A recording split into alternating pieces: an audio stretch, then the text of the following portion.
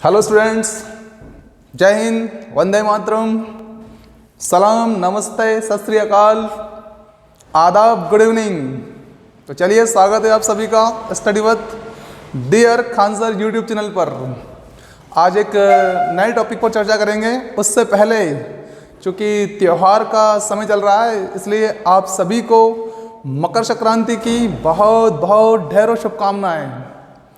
और जिस प्रकार से अभी सूर्य हमारा उत्तरायण में आ रहा है और उसका तेज बढ़ने वाला है, मैं आप सभी के लिए शुभकामनाएं पेश करता हूं कि इसी तरह आपके जीवन में भी तेज आए और आप लगातार उन्नति करते रहें। ओके स्टूडेंट्स, तो चलिए बढ़ते हैं टॉपिक की ओर। और आज एक नया टॉपिक है हमारे पास में, जिसका नाम है कोशिका।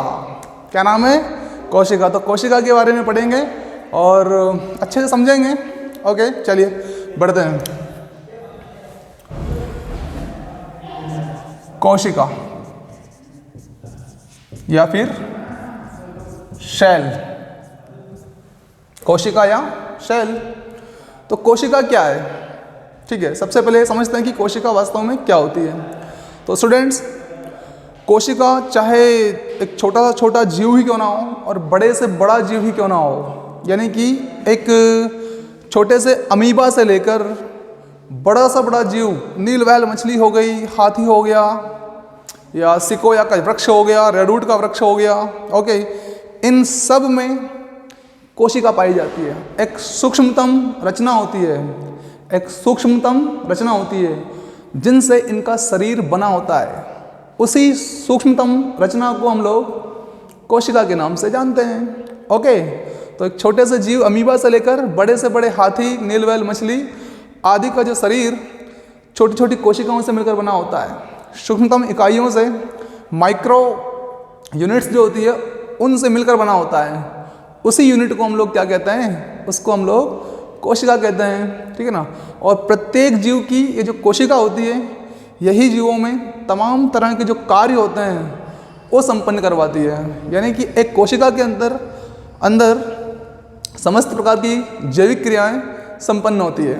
ओके, तो एक छोटे से अमीबा से लेकर बड़े से बड़े जीव का जो शरीर बना होता है वो छोटी छोटी कोशिकाओं से मिलकर बना होता है। ठीक है ना। और इन कोशिकाओं में विशेषता यह रहती है कि इनमें स्वतः जनन की क्षमता पाई जाती है। स्वतः जनन की क्षमता पाई जाती है। और प्रत्येक कोशिका में एक अर्धपारगम्य झिल्ली होती है। कैसी होती है? सेमी परमिएबल झिल्ली होती है ना, जिसके माध्यम से ये चीज़ों का आदान प्रदान कर सकती है, चीज़ों का आदान प्रदान कर सकती है। तो चलिए इतनी बातों को लिख लेते हैं पहले और फिर समझेंगे। ठीक है ना। प्रत्येक जीव का शरीर छोटी छोटी कोशिकाओं से मिलकर बना है। छोटी छोटी कोशिकाओं से मिलकर बना है।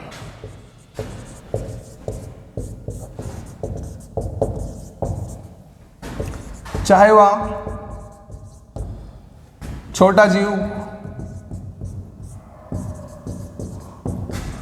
अमीबा हो या बड़ा जीव नील व्हेल मछली हो। ओके, सबका शरीर छोटी छोटी कोशिकाओं से मिलकर बना होता है। और इन कोशिकाओं में क्या पाया जाता है? इन कोशिकाओं में स्वतः जनन का गुण पाया जाता है। कोशिकाओं में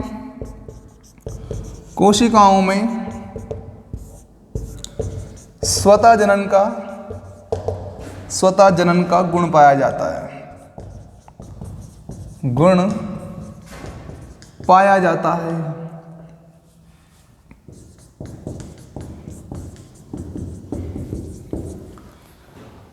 प्रत्येक कोशिका एक अर्धपारगम्य झिल्ली से ढकी होती है। कोशिकाएं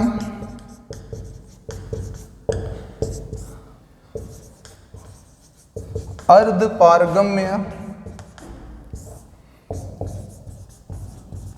झिल्ली से ढकी होती है। ओके स्टूडेंट्स, अर्धपारगम्य झिल्ली से ढकी होती है। तो ये जो सूक्ष्मतम इकाई है उसी को हम लोग क्या कहते हैं? एक सूक्ष्मतम इकाई को ही हम लोग कोशिका कहते हैं। मतलब कह सकते हैं हम लोग कि कोशिकाएं जो होती है वो जीवों के शरीर की आधारभूत और उसके बाद सुरक्षात्मक और कार्यात्मक इकाई होती है। क्या होती है? लिख लेते हैं हम लोग। कोशिका जीवों के शरीर की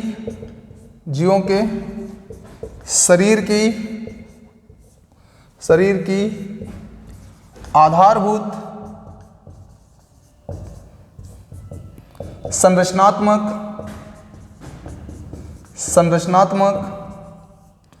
एवं कार्यात्मक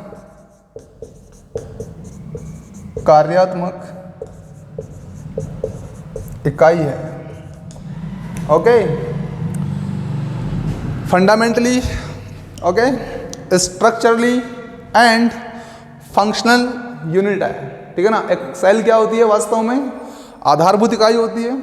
ठीक है ना, जिससे उसका शरीर बना है ना, जिस पर उसका शरीर टिका हुआ है, पूरा जीव का संरचना हुई है शरीर की पूरी, और उसी के माध्यम से जीव कार्य कर पाता है।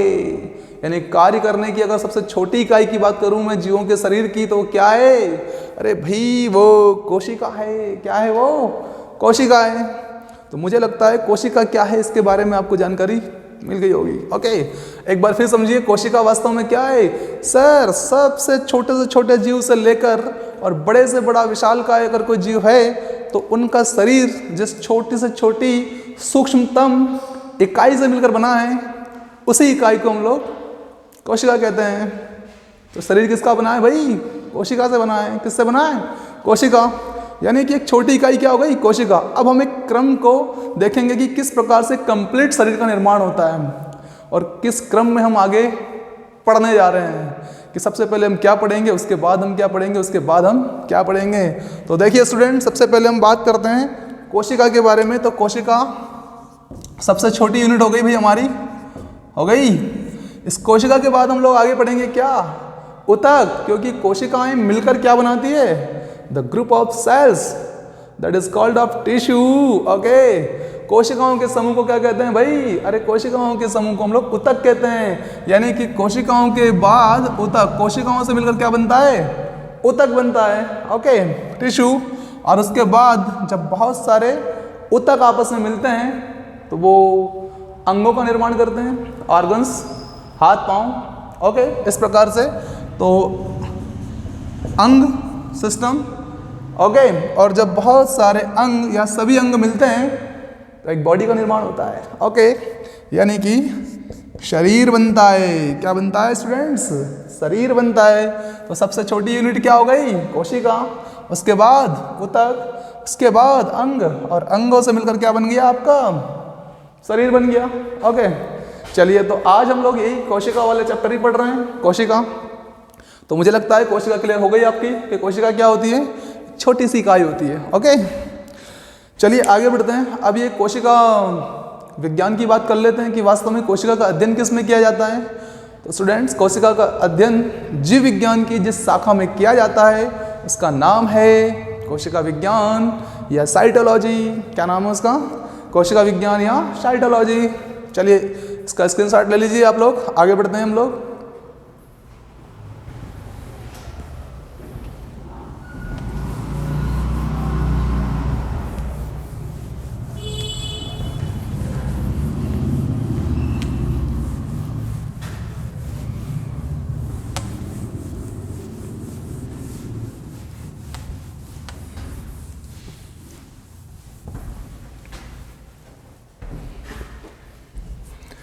अगला टॉपिक हमारा इसी में कोशिका विज्ञान। कोशिका विज्ञान या फिर साइटोलॉजी। ओके, साइटोलॉजी क्या होता है भाई? अरे भाई, जीव विज्ञान की वह शाखा जिसमें कोशिका का अध्ययन किया जाता है उसे क्या कहते हैं? साइटोलॉजी कहते हैं। कोशिका का अध्ययन सर? जी जी जी। कैसा? अरे ऐसा कि कोशिका किससे मिलकर बनी है, कोशिका की आंतरिक संरचना कैसी है, कोशिका अपने विभिन्न अंगों के माध्यम से काम कैसे करती है, इन तमाम तरह का जो अध्ययन होता है उस विज्ञान की शाखा को हम कहते हैं साइटोलॉजी या फिर कोशिका। चूँकि साइटो जो शब्द है ना, ये एक तरह का रूट वर्ड है जिसका मतलब ही होता है क्या, कोशिका। Cyto as a root word that means cell, इसका मतलब क्या होता है, कोशिका होता है। ओके, तो कोशिका विज्ञान में हम क्या लिख सकते हैं भाई, जीव विज्ञान की वह शाखा, जीव विज्ञान की वह शाखा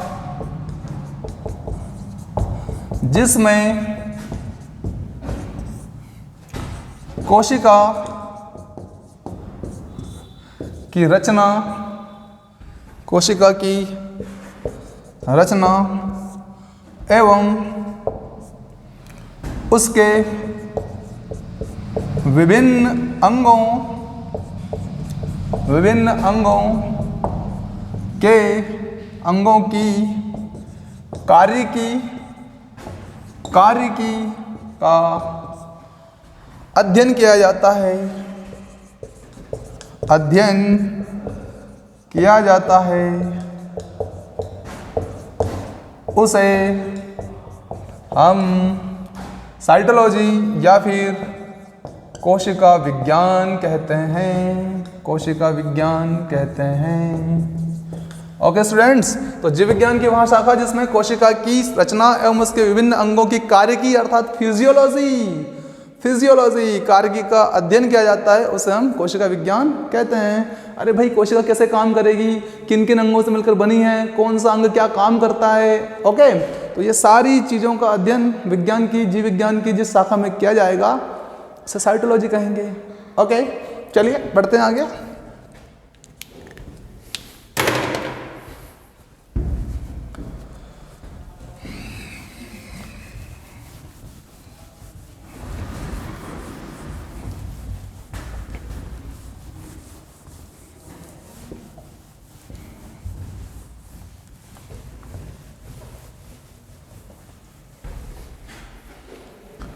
अगला कोशिका की खोज की बात करते हैं। भाई, कोशिका की खोज किसने की, तो पहले समझ लेते हैं फिर लिख देते हैं। ओके, कोशिका की खोज सन 1665 ईस्वी में एक ब्रिटिश वनस्पति शास्त्री रॉबर्ट हुक के द्वारा की गई। रॉबर्ट हुक ने अपने स्वयं के द्वारा बनाए गए सूक्ष्मदर्शी के माध्यम से एक बोतल की कार्क के आधार से मधुमक्खी के समान छत्ते देखे। इन मधुमक्खी के छत्तों को ही उन्होंने कोशिका नाम दिया। वास्तव में ये जो मधुमक्खी के छत्ते थे ये खोखले कक्षक की तरह थे, खोखले कक्षक की तरह थे, है ना। इन खोखले कक्षकों को ही उन्होंने क्या नाम दिया, अरे कोशिका नाम दिया। क्या नाम दिया, खोखले कक्षकों को बोतल की कार्क के आधार से क्या देखा, मधुमक्खी के समान छत्ते देखे जो कि कैसे थे, खोखले थे, कक्षक थे, खोखले कक्षक। इन्हीं खोखले कक्षकों को उन्होंने कोशिका नाम दिया। लेकिन वास्तविकता यह है कि वो कोशिका नहीं थी, वास्तव में वो एक डेथ सेल वाल थी। क्या थी, डेथ सेल वाल। जो सबसे प्रारंभिक स्तर पर कोशिका नाम दिया गया था वो वास्तव में क्या थी, अरे वो एक डेथ सेल वाल थी, मृत कोशिका भित्ति थी। क्या थी, मृत कोशिका भित्ति थी। फिर बाद में और वास्तव में डायरेक्ट अगर क्वेश्चन आता है कि मृत कोशिका की खोज किसने की, तो हम जाएंगे रॉबर्ट हुक के पास में। फिर उसके बाद 1674 ईस्वी में, 1674 ईस्वी में एंटोनी वॉन लीeuwenhoek आते हैं। कौन आते हैं, एंटोनी वॉन लीeuwenhoek। और उन्होंने पहली बार जीवित कोशिका के संगठन का व्यवस्थित अध्ययन किया, संगठन का व्यवस्थित अध्ययन किया। और इस अध्ययन में उन्होंने विभिन्न प्रकार के अंगों के बारे में और कैसे काम करती है कोशिका, इन तमाम तरह का तथ्यात्मक अध्ययन किया उन्होंने। ओके, चलिए देखते हैं। तो सबसे पहले एक ब्रिटिश वनस्पति शास्त्र की हम बात कर रहे हैं। कोशिका की खोज टॉपिक है हमारा, कोशिका की खोज। कोशिका की खोज ब्रिटिश वनस्पति शास्त्री वनस्पति शास्त्री रॉबर्ट हुक ने 1665 में कोशिका की खोज की। ठीक है ना, जो कि कैसी थी, मृत कोशिका थी, वास्तव में एक डेथ सेल वॉल थी। ठीक है ना, उन्होंने अपने बनाए सूक्ष्मदर्शी के द्वारा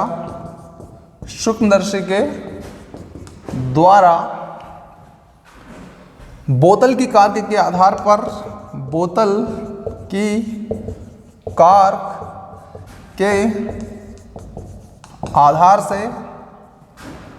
आधार से मधुमक्खी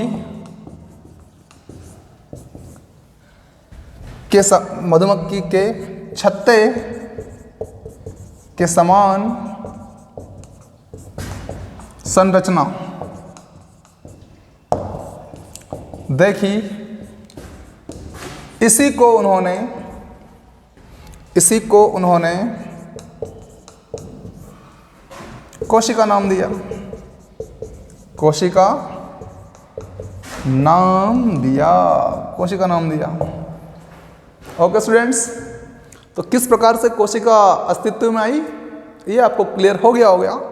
वास्तव में ये मधुमक्खी के छत्ते जो थे कैसे थे, खोखले कक्षक के समान थे। खोखला अंदर से जो कैसा हो, पोला टाइप का हो। ओके, वो ठीक है। तो अब इन्होंने जो कुछ देखा, जो कुछ समझा, उस सब को अपनी एक पुस्तक माइक्रोग्राफिया में प्रकाशित कर दिया। तो रॉबर्ट हुक की पुस्तक का नाम क्या, माइक्रोग्राफिया। क्या नाम है, माइक्रोग्राफिया। इन्होंने अपने अध्ययन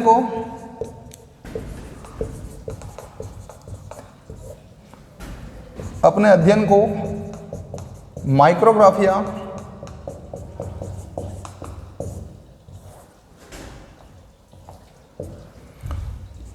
नामक पुस्तक में प्रकाशित किया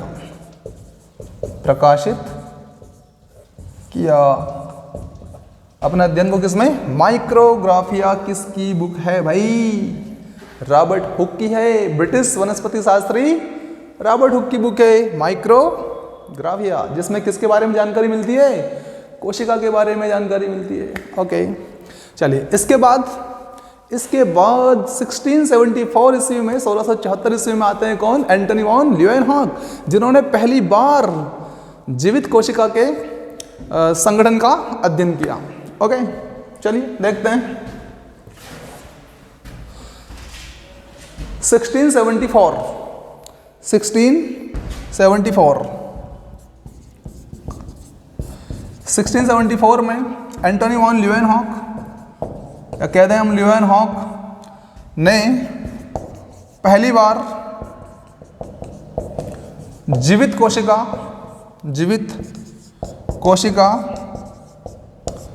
के संगठन का अध्ययन किया।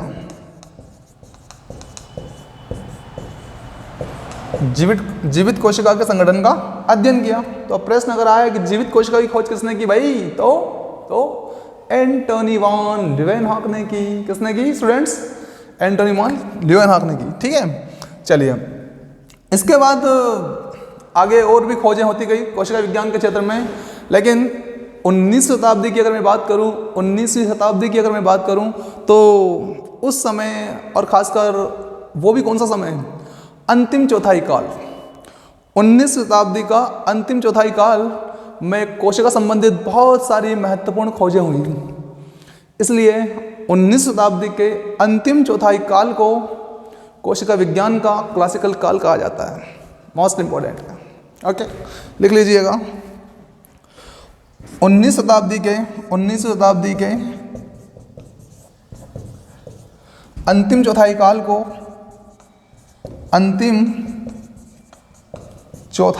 को कोशिका विज्ञान कोशिका विज्ञान का क्लासिकल काल कहा जाता है। क्यों कहा जाता है भाई? क्योंकि कोशिका विज्ञान के क्षेत्र में बहुत सी महत्वपूर्ण खोजें इस दौरान हुई, इसलिए कोशिका विज्ञान के क्षेत्र में क्लासिकल काल का नाम इस समय को दिया गया है। ओके, चलिए आगे बढ़ते हैं। तो मुझे लगता है आपको क्लियर हो गया होगा कि कोशिका की खोज किस तरीके से हुई, और मृत कोशिका की खोज किसने की और जीवित कोशिका की खोज किसने की। 1665 में रॉबर्ट हुक ने मृत कोशिका के बारे में बताया। ओके, और उसके बाद 1674 ईस्वी में एंटनी वॉन लीeuwenhoek ने जीवित कोशिका के बारे में जानकारी दी। ओके, माइक्रोग्राफिया किसकी बुक है? रॉबर्ट हुक की बुक है। ओके, चलिए स्टूडेंट स्क्रीनशॉट ले लीजिए आप लोग।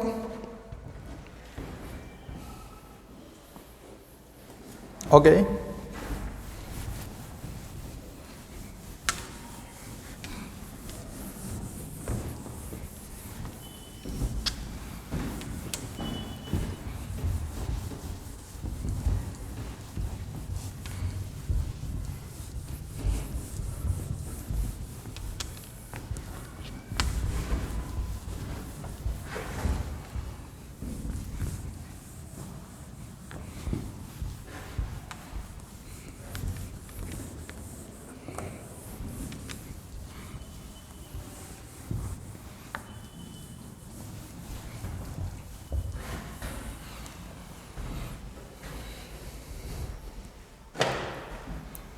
आगे देखते हैं और अगला टॉपिक लेते हैं हम लोग कोशिका की आकृति और आमाप। कि कैसी आकृति होती है और मेजरमेंट क्या है उसका। ओके, तो कोशिका की आकृति और आमाप। ओके, समझते हैं। देखिए, कुछ कोशिकाएं ऐसी होती है जो कि गोलाकार हो सकती है, कुछ अंडाकार हो सकती है, कुछ घनाकार हो सकती है, कुछ स्तंभाकार हो सकती है और कुछ बहुभुजाकार हो सकती है। यानी कि कोशिकाओं की हम आकृति की जहाँ बात करें तो बहुत ज़्यादा भिन्नता होती है। क्या होती है? डाइवर्सिटी होती है, विविधता पाई जाती है कोशिकाओं की आकृतियों में। लेकिन ज़्यादातर कोशिकाएं जो होती है गोलाकार होती है। कैसी होती है? गोलाकार होती है। ओके, तो ये तो थी बात आकृति की। अगर मैं आमाप की बात करूं, मेजरमेंट की बात करूं, तो जनरली कोशिकाएं बहुत छोटी होती है, सूक्ष्म होती है ना। और कुछ कोशिकाएं थोड़ी सी लंबी भी होती है। जैसे कि अगर मैं सबसे छोटी कोशिका की बात करूं तो माइकोप्लाज्मा गैलीसेप्टिकम नाम का जो जीवाणु होता है उसकी होती है, जो कि मात्र 0.1 माइक्रोन की होती है।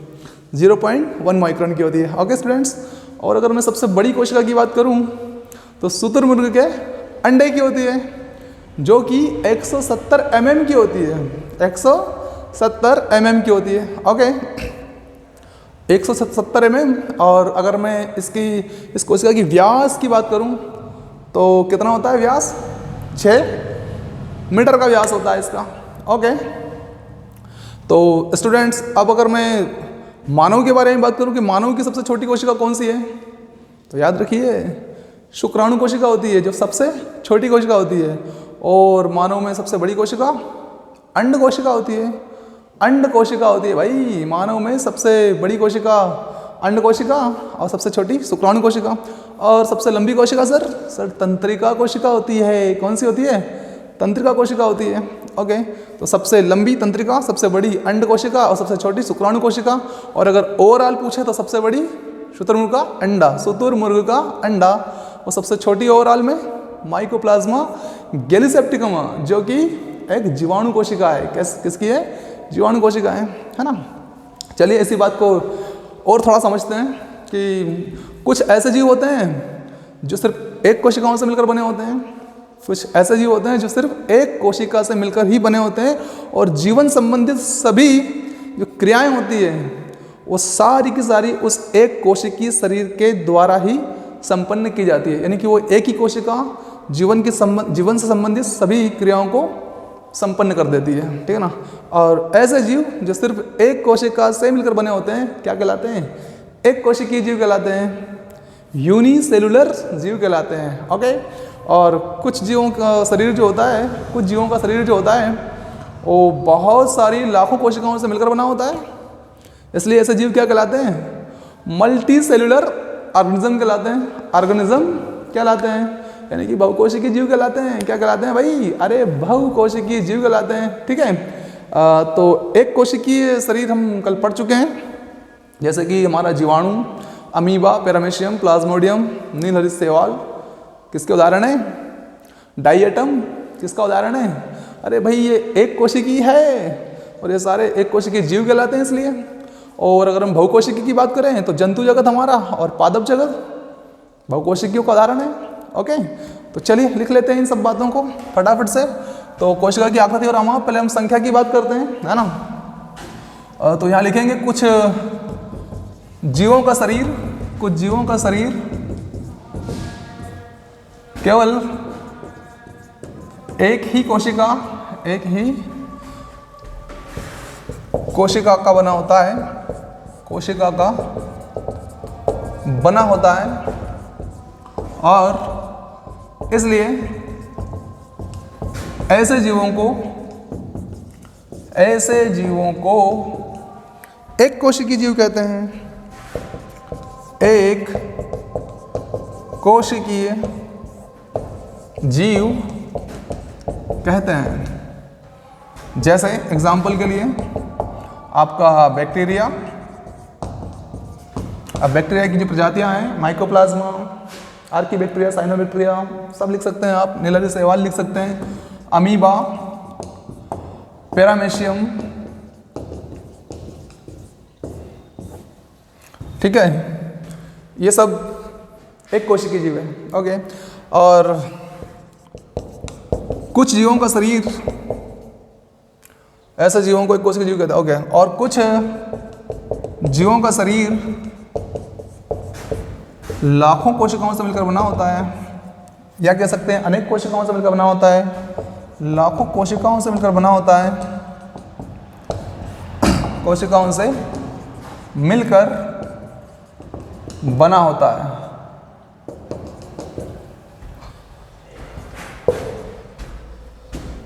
उन्हें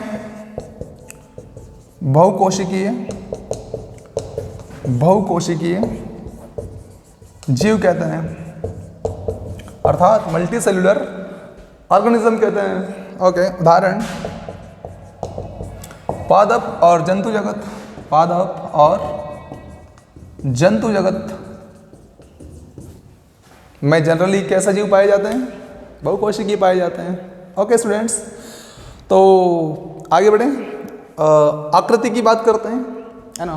तो अभी हमने बता ही दिया आपको कि आकृति ज़्यादातर कोशिकाएं कैसी होती है? गोलाकार होती है, और घनाकार भी हो सकती है, कुछ कोशिकाएं स्तंभाकार हो सकती है, लंबवत हो सकती है, शाखान्वित हो सकती है, और बहुभुजाकार हो सकती है। यानी कि आकृति की अगर हम बात करें तो कोशिका में बहुत ज़्यादा विविधता पाई जाती है, डाइवर्सिटी पाई जाती है।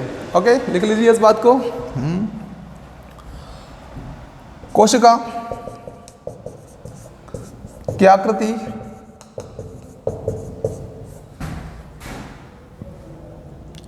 आकृति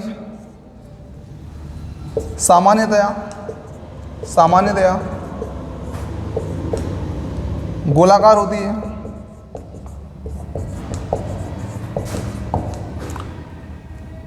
एवं कुछ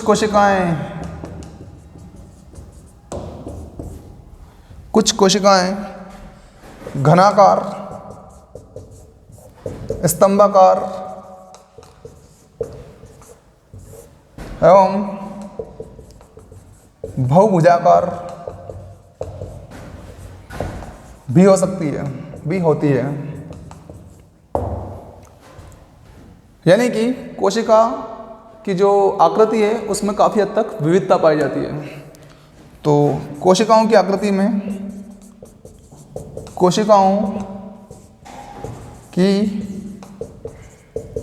में काफ़ी विविधता पाई जाती है, विविधता पाई जाती है। ओके, काफ़ी डाइवर्सिटी पाई जाती है। ठीक है, कुछ कोशिकाएं शाखान्वित भी होती है, जैसे कि तंत्रिका कोशिका लंबी और शाखान्वित होती है, जैसे कि तंत्रिका कोशिका, है ना। उदाहरण लिख लेते हैं, लंबी और शाखान्वित भी होती है, जैसे कि तंत्रिका कोशिका, तंत्रिका कोशिका। ठीक है, और जानते हैं कुछ कोशिकाएं जो होती हैं कुछ सेंटीमीटर लंबी हो सकती है, जैसे कि पेशी कोशिकाएं हमारी जो होती है वो। और पादप की अगर बात करें हम, तो जूट का जो पादप होता है, जूट और जो सन की जो डंडियां होती हैं, उनमें कुछ सेंटीमीटर लंबी कोशिकाएं भी देखने को मिलती है। ठीक है ना। और कुछ कोशिकाएं काफ़ी बड़ी भी होती है, जैसे कि शुतुरमुर्ग का अंडा, जिसका आमाप कितना है, 170 mm होता है ना, जिसका आमाप 170 mm होता है। ठीक है, तो चलिए इतना आप स्क्रीनशॉट लीजिए, फिर आगे बढ़ते हैं।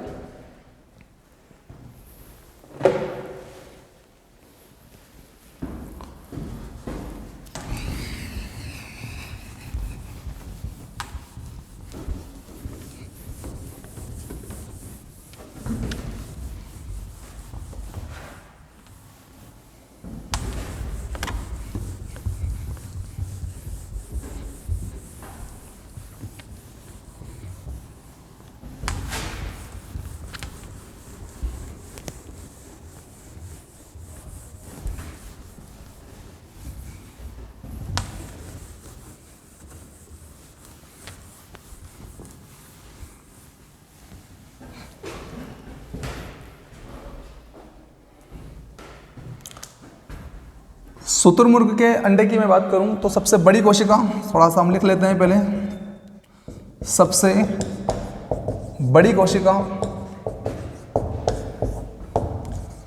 शुतुरमुर्ग का अंडा, जिसका आमाप होता है 170 mm। ओके, सबसे छोटी कोशिका, सबसे छोटी कोशिका माइकोप्लाज्मा गैलीसेप्टिकम, जिसके अगर आमाप की बात करूं मैं तो 0.1 माइक्रोन। ठीक है, एक माइक्रोन बराबर 10⁻⁻⁶ मीटर का होता है। 1 माइक्रोन बराबर 10⁻⁻⁶ मीटर। ओके, चलिए, और सबसे लंबी कोशिका, सबसे लंबी कोशिका जो होती है वो होती है तंत्रिका तंत्र की, या तंत्रिका कोशिका होती है। नर्व सेल जो होती है तंत्रिका कोशिका होती है। अब अगर मानव में पूछे भाई, है ना, तो मानव की बात कर लेते हैं। मानव में सबसे छोटी कोशिका, सबसे छोटी कोशिका शुक्राणु कोशिका, शुक्राणु कोशिका। ओके, और सबसे बड़ी कोशिका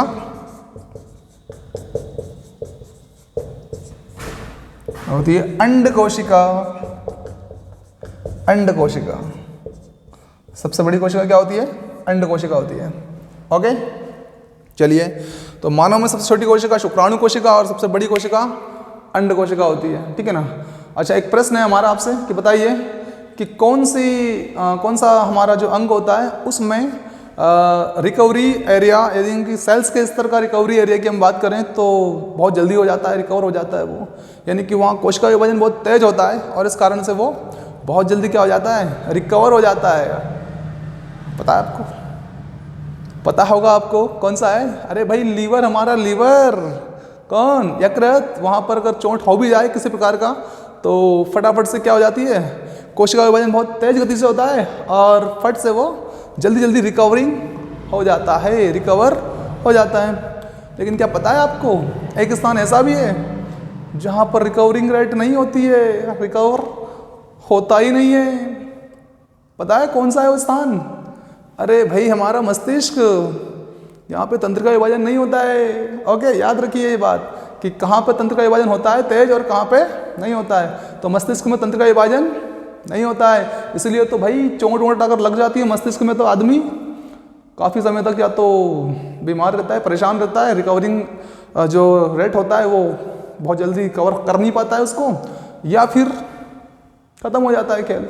लेकिन अगर लीवर की बात करें हम तो लीवर बहुत जल्दी रिकवर हो जाता है। ओके, इसीलिए तो लोग क्या करते हैं, अरे भाई किसी को अगर मारना है तो कहाँ मारेंगे? सर में मारेंगे, रिकवर होने का काम ही नहीं, खत्म। ओके, और यदि बचाना है किसी को तो कहाँ मारो? पेट में, वापस से हो जाएगा। यहाँ लगाओगे लीवर में वगैरह में कहीं लग जाएगा तो वापस रिकवर हो जाएगा। इसलिए ज़्यादातर चाकू कहाँ लगाए जाते हैं? पेट में लगाए जाते हैं सर, कि फाइनली मारना नहीं है, बच जाए तो कोई दिक्कत नहीं है, लेकिन फाइनली अगर मारना है तो यहाँ मारिए, फोरामेन ओवल में मारिए, नहीं तो पीछे काम ही खत्म हो जाएगा। ठीक है, तो क्लियर हो गया क्या आपको? चलिए आगे बढ़ते हैं। तो नेक्स्ट चीज देखते हैं कि आमाप के बारे में क्या सिचुएशन है। आमाप के बारे में हमने बता दिया आपको कि भाई 170 mm का आमाप, जो कि सर्वाधिक बड़ी कोशिका का नेतृत्व करता है। कौन? शुतुरमुर्ग का अंडा, है ना। अब ये कोशिका को किस में मापा जाता है? तो आप देख रहे होंगे कि कोशिका को जनरली हम माइक्रोन में मापते हैं। किस में मापते हैं? माइक्रोन में मापा जाता है। और 1 माइक्रोन बराबर क्या होता है? 10⁻⁻⁶ मीटर। ओके, लेकिन कोशिकाओं के जो छोटे छोटे अंगक होते हैं ना, यानी कि अंग, सेल ऑर्गेनिल जो होते हैं सर, उसको किससे मापते होंगे? वो तो और बहुत ज़्यादा छोटे होते हैं। कोई बात नहीं, कोशिका के अंगों के आगे आप क्या लगा दें? वहाँ जो माइक्रोन लगाया, मिली माइक्रोन लगा लीजिए या फिर नैनो माइक्रोन। तो कोशिका के अंगकों को किससे मापा जाता है? मिली माइक्रोन या फिर नैनो माइक्रोन से, या फिर एंगस्ट्रम में भी माप सकते हैं। किससे माप सकते हैं? एंगस्ट्रम से भी माप सकते हैं। ओके, तो लिख लीजिए इस बात को भी। कोशिका अंगकों और द्रव्यक, जो द्रव्य होता है साइटोप्लाज्म, द्रव्यकों को मिली माइक्रोन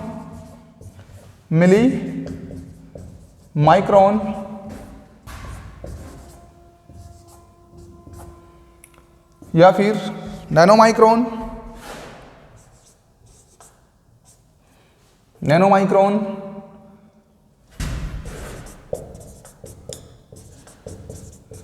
नैनो माइक्रोन या फिर एंगस्ट्रम में मापा जाता है। ओके, ठीक है। और यदि आपको डायरेक्टली किसी कोशिका को देखना है तो क्या करेंगे आप?